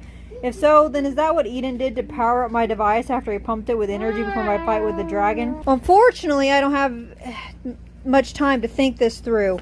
I'm going to have to rely on my guts here. My guts say that I should take this chance while I still have it. As I tap the emergency mode message, I suddenly feel a great amount of energy surging through my body, similar to what happened before my fight with the dragon, and just like last time. I realize I now have access to an impressive roster of spells, as well as the knowledge required to be able to cast them. For a moment, I could see 2 additional stats being displayed on the device's screen next to the 9 existent ones. The stats were named Magical Power and Magical Knowledge, but they disappeared almost as quickly as they appeared.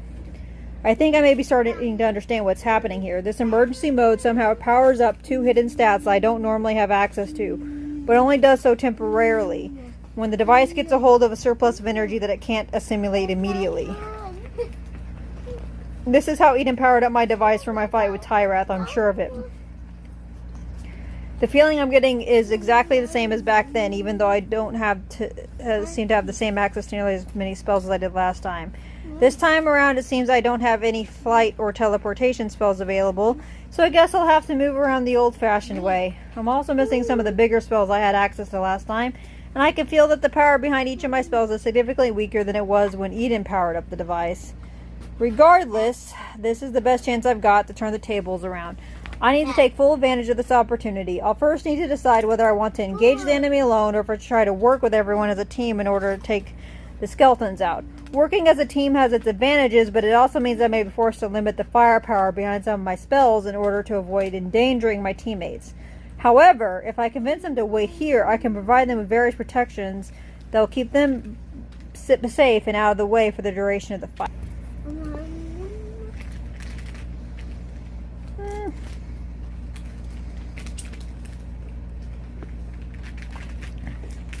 I'm not really used to working in a team when it comes to using magical attacks. It's better if I do this alone. There are 5 Stillwaters in total, of which 4 seem to be elementalists that each have mastery over a different magical element, and the 5th appears to be specialized in supporting the others, by either weakening the enemy's defenses or casting protections on his allies. Given their perfect lineup, I'm going to assume that they are part of a squad during the still winter, and they died together during one of their missions. However, the 5 of them combined are nowhere near Eden's level. They may have a lot of magical power and energy, but besides that, they are not any different from regular mages. The elementalists don't have control over more than one element. The supporting mage isn't casting any other spells than the ones he's specialized in, and none of them seem to be able to ignore the laws of magic in the same way that Eden does.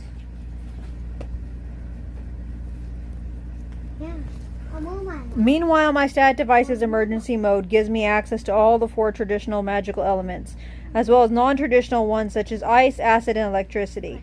I also think that my current power level is somewhat comparable to that of each Stillwater, but I can't be 100% sure of that because I've never had the opportunity to fight mages on equal terms before. The question now is, how am I planning to use all this power? If I go all out and use my stronger spells, there's a great risk that I'll end up harming some of the civilians in the city. The streets may have been emptied, but there are bound to be some locals still taking shelter in nearby houses, and I can't really guarantee their safety once I start bringing down meteors from the sky. Do this. Guys, I have a plan, I say, but I'll need to do this alone. Can you all stay inside Darren's barrier while I deal with the skeletons? I'll make sure to reinforce it with everything I've got.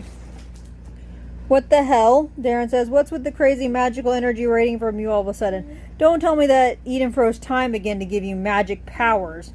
No, I say as I start to reinforce the magical barrier. It wasn't Eden. I just used my device to harness the energy that's being leaked from the still waters. You can do that now? Darren asks me. Apparently, I say. Well, I hope you know what you're doing. Darren says. Don't worry, I say as I finish reinforcing the barrier. This'll be over before you know it. Once I make sure that everyone is on board with my plan, I cast a few protection spells on myself, and then I step out of the barrier to face the still waters. I take the initiative, and I use one of my spells to bring down a small meteor from the sky and onto the skeletons. The impact of the meteor sends 2 of the nearby buildings crashing down, but the magical barrier around the still waters is still standing, and none of them appear to be hurt. I give them no time to recover, and I summon a small blizzard coupled with a lightning storm above their location, while 2 big hands made out of rock are coming out of the ground and trying to crush the still waters and their barriers beneath their palms.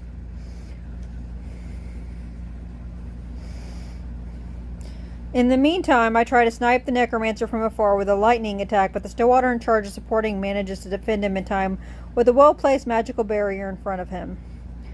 One of the skeletons disappears from inside the barrier, and he teleports right in front of me as he quickly places his bony palms on my chest, and he casts a powerful wind spell at me from point-blank range. His spell sends me flying onto a wall behind me, but I use my own wind magic to lift myself into the air right before their earth elementus tries to crush me between 2 walls of stone. Using air magic to fly is nowhere near as easy as it sounds, and I'm feeling a lot clumsier than when I was using the flight spell in my fight with the dragon. But at least I can move around easier now. The air elementalist sees that I'm not dead, and he quickly teleports himself back inside the safety of his ally's barrier before I get the chance to pay him back in kind. No, no, no, you're doing it all wrong, Araka shouts at me from inside her amulet. Stop attacking the whole barrier and focus on just one point. Can't you see how slowly their supporting mage is reinforcing individual parts of the barrier? It's because he never learned how to properly localize his energy output. I kept telling him about it 600 years ago, but the idiot wouldn't believe me until I demonstrated it to him by using a goddamn tree branch to break through his barrier and puncture his lungs. Taking advice from Araka is not something I'm particularly keen on doing right now, but as I take a look towards the skeleton's magical barrier, I can at least tell that she is not lying. The magical energy is spread thin throughout the barrier, which helps a great deal against spells with a wide area of effect, but it should leave it vulnerable against more focused attacks. I start charging up a lightning attack while I fly around in circles to avoid the other skeleton's magical projectiles. When my attack is powerful enough, I stop for a second in order to get a clear shot, and then I aim directly at the supporting mage, making sure that all the power behind my strike is concentrated on a single point. My lightning strike goes straight through the barrier and it hits the supporting Stillwater in the skull, killing him instantly. As the magical barrier starts to disappear, the other 4 skeletons that were hiding underneath it are now standing around looking very confused. I take advantage of this and use a great deal of magical energy to create a large pool of acid underneath the Stillwaters. The skeletons were caught unaware, and they had no time to react. As they all sink slowly into the pool of acid, the air elementalist uses a wind spell to lift the upper half of his body that hasn't yet melted into the air. But I quickly erase 2 chunks of rock from the ground, and I use them to snatch the skeleton's head between them. Eventually, all the skeletons fully sink into the acid, and I decide to start heading towards the ground before my device's energy depletes completely. Once I get down, the pool of acid disappears, but the skeletons had already melted completely before this happened, which means that the necromancer is now the only enemy left standing. Oh boy, but he's happy about that. No, Zack shouts. I won't let it end like this. Right after he finishes his sentence, the necromancer takes a knife out of his robes and he uses it to stab himself in the chest. Okay. That's not what I thought he was going to do. Huh. He just stabbed himself in the chest. Why?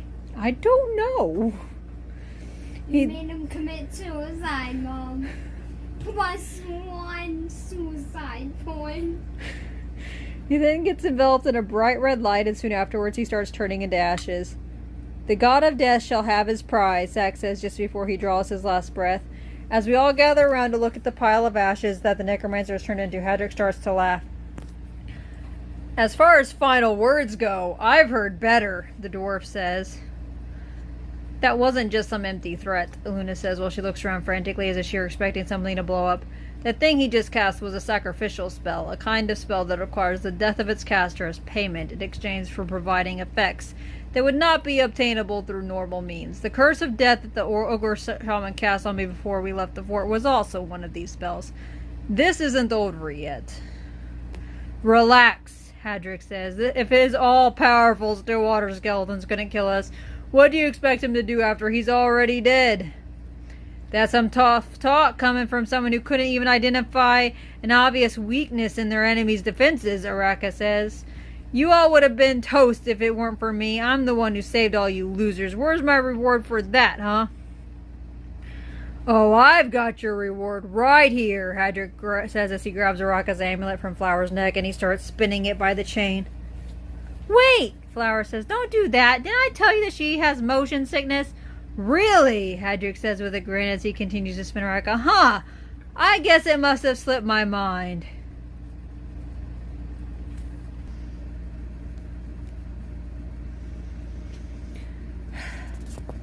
Curse my niceness. Put her down, Hadrick. It's not worth the bother. Oh, on the contrary, Barry, Hadrick says, I believe this is well worth the effort. In fact, I think I will be incorporating this routine into my daily schedule from now on. But I need to consult with Araka first. I wouldn't want to impose. What do you say, Araka? Does 10 in the morning sound like an okay hour for our daily spinning sessions? Dwarf, Araka says as Hadrick continues to spin her, when I get out of here again, I'm going to stick my hand through your throat and turn you inside out. And then I'm going to hang you from a tree by your own intestines so I can use you as a swing. It's aggressive. What's that face? So 10 o'clock is too early then, Hadrick asks with a grin. Would it be better if we scheduled it for 11 in the morning instead? While Hadrick and Araka are talking, I hear the sound of stones smashing against the ground somewhere on the opposite side of the market square. As I turn around to identify the source of the sound, it takes me a few seconds to fully process the scene unfolding before my eyes. There is a hole in the ground with broken stones all around it at the place where I heard the noise, and Rose is just standing there in front of it with her arms hanging beside her and a complete blank expression on her face as a skeleton is hugging her tightly while slowly twisting a rusted knife into her heart. As the light leaves Rose's eyes completely, her attacker presses the knife harder into her chest, making her fall on her back, while the skeleton crumbles into pieces. "Rose!" Darren shouts as he rushes towards her. Well then. When he reaches her, Darren starts casting a healing spell, but Rose does not react to it in any way. We all gather around the two of them and watch them without saying a word as Darren continues to cast healing spell after healing spell, while Rose is staring blankly into the distance without moving a muscle. "Rose, stay with me!" Darren shouts as he keeps desperately casting his spell. It's no use. I'm sure that Darren must have realized it as well. Rose is no longer breathing. She stopped breathing even before she hit the ground. She's dead. After all we've been through to bring her back home safely, after everything that's happened this past week, she died. Just like that, and not even Darren can bring her back. "No," Kate says, "this isn't right. This has to be an illusion. The necromancer could never harm her like this. The tournament spell would have prevented him. This has to be a..." "The necromancer is dead," Eluna interrupts her. "The tournament spell that was preventing him from hurting her disappeared along with his aura. This trap was specifically designed to activate after his death in order to circumvent the protection spell's effects. He used a loophole. This isn't an illusion. Rose died, and the necromancer is the one who killed her." "No, this can't be," Kate says as tears start flowing from her eyes. "She can't just die like this. This isn't fair. She didn't deserve this." Kate stops for a few seconds in order to rub her eyes with her hands as she tries to hold back her tears. "She didn't deserve this," Kate says again, this time in a much lower voice. "This is my fault," Darren says as he finally lets go of Rose. "I was the one who offered to escort her home. I was the one who promised her we'd protect her. I failed her. It's my fault that she's dead." "Hey now, hold on there," Hadrick says. "You can't just go and blame this all on yourself. Rose knew very well what she was getting into, and she decided to stick with us after what happened yesterday with the noble. She made her own choice, and she stuck by it until the end. She died with honor, and we should all respect her for that." "What do you know about Rose?" Darren shouts furiously all of a sudden. "Do you think she wanted to live her last moments in a cesspool like this? Do you think she died happily knowing that she left her little siblings behind to fend for themselves? Do you seriously think that everything in the world can be measured by your primitive values? What gives you the right to talk about Rose this way? Tell me." All of a sudden, Rose starts to move, and she slowly raises her torso from the ground as she looks all around her with an empty expression on her face. But her expression is not the only thing that feels empty about her. Her aura is completely different from before as well. It feels hollow, almost lifeless, and her skin is much whiter, almost as if there was no longer any blood running through her veins. "Rose!" Kate shouts. "You're alive!" "No," Darren says with a dark look in his eyes. "This isn't Rose." "What do you mean?" Kate asks. "Of course it's Rose. She's right there." "Only her body is there," Eluna says. "Rose is dead. What you see before you is a revenant, an undead being that is born with the host's previous memories, but with a completely different personality. Now, I understand why the necromancer went out of his way to cast a sacrificial spell before killing himself. It was so he could make Rose into a revenant." "No, that can't be true," Kate says with a desperation in her voice as Rose gets up from the ground and starts to walk slowly away from us. "Rose, tell them this isn't true." "The one you refer to as Rose is no more," the Revenant says without turning her head towards us. "I am a servant of Ulrich, the god of death, and my task is to bring the Time Weaver body to him safely." "Like hell you will, you undead scum," Darren says as he pulls out his sword. "You're going to leave her body here so we can give her a proper burial." "You're in no position to stop me, healer," the Revenant says. "I'm not like your friend who did not know how to control her powers.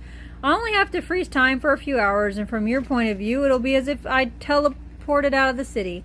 Now, if you'll excuse me, my master is waiting for me." She then starts walking slowly away from us again without even bothering to look back, as if she doesn't even consider us to be a threat. Darren's hands are trembling as he looks towards the Revenant, and he appears frozen in place. Even if he knows that this isn't Rose, it must still be hard for him to bring himself to attack her. "Oh, one more thing before I go," the Revenant says as she stops and turns her head towards us. This time, the empty look in her eyes is replaced with one of regret.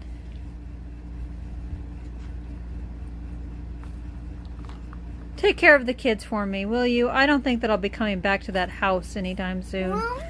"Stop," Darren shouts, and then rushes towards the Revenant and tries to slash her with his sword. "Declan," I said, "be quiet for a second." But she disappears without a trace before he could land a hit, and the only thing that his blade gets to cut is empty air. As we all stand there in silence, a loud booming noise suddenly starts to echo all throughout the city.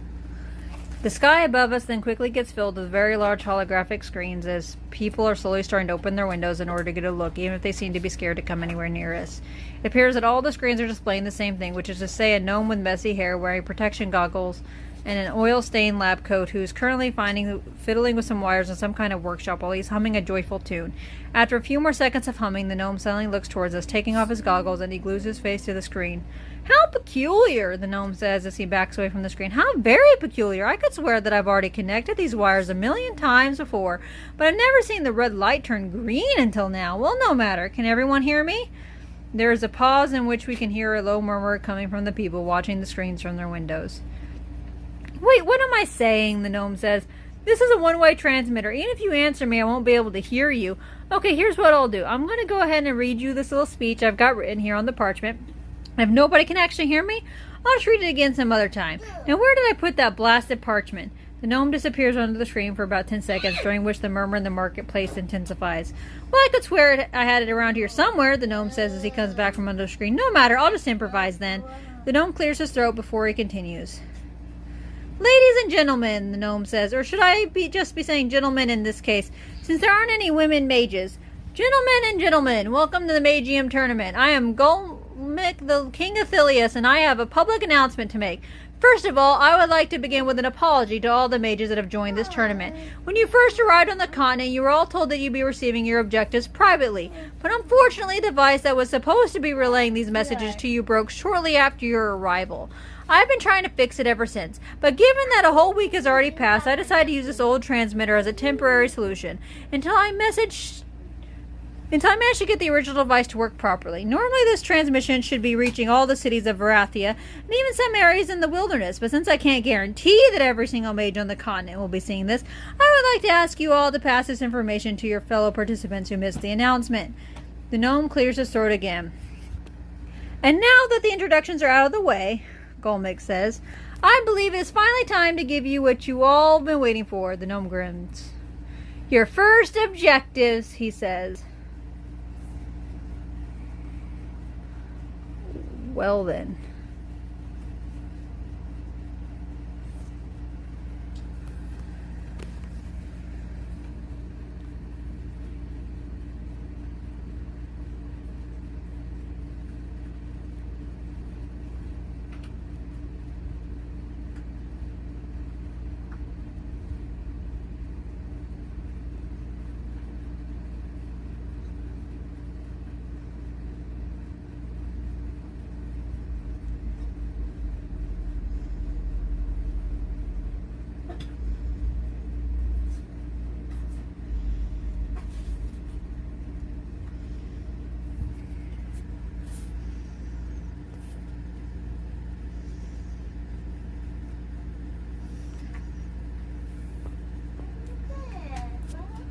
Okay.